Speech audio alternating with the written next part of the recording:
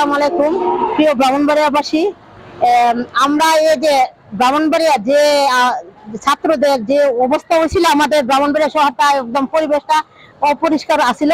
আমাদের ছাত্রছাত্রীরা পরিষ্কার পরিচ্ছন্ন নিজে থাইকে ওরা করছে নিজের দেশটাকে সুন্দর রাখার জন্য এবং নিজের শহরটাকে সুন্দর রাখার জন্য। আর আমরা কয়েকজন উদ্যোগ নিয়ে সেটা আমরা এই সরকারি কলেজে শনিবার থেকে শুরু করছি।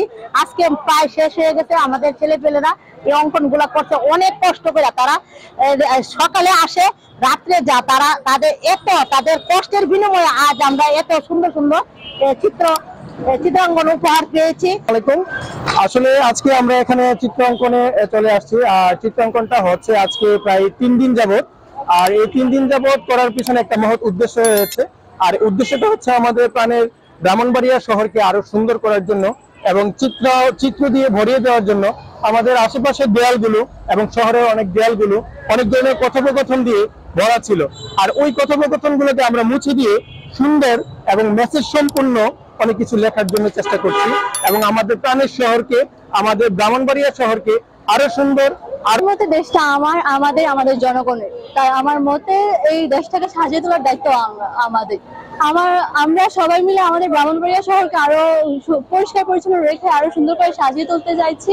তাই সেইখান থেকে আমরা সকাল থেকে এখানে কাজ করছি। এখনো আমরা রং দিয়ে আমাদের দেশকে রঙিন করতে চাইছি, আমাদের ব্রাহ্মণবাড়িয়া শহরকে রঙিন করতে চাইছি। পরিশেষে আমি এটাই বলতে চাই যে নিজের নতুন করে আবার স্বাধীন হলো দেশ, নতুন অনেক রক্তের বিনিময়ে আমরা এই স্বাধীন দেশ আবার দ্বিতীয়বারের মতো আমাদের দেশ স্বাধীন হলো। এই স্বাধীনতা রক্ষা করার দায়িত্ব আমাদের। তো এখানে আমিও আর্ট করছি, খুবই ভালো লাগতেছে। দেশের জন্য কিছু করতে পেরে আমারও খুব ভালো লাগতেছে। যা সবারই উচিত যার যার অবস্থান থেকে কিছু হলো দেশের জন্য করা। আমরা আমাদের দেশকে সুন্দর, আশা করি সবাই সবার জায়গা থেকে দেশটাকে সুন্দর রাখবেন, শহরটাকে সুন্দর রাখবেন, এই আশা ব্যক্ত রেখে আমি শেষ করছি। সবাই যেন সুন্দরভাবে চলতে পারে এবং সবাই মিলেমিশে আমরা হিন্দু মুসলিম ভাই ভাই সবাই একসাথে চলবো।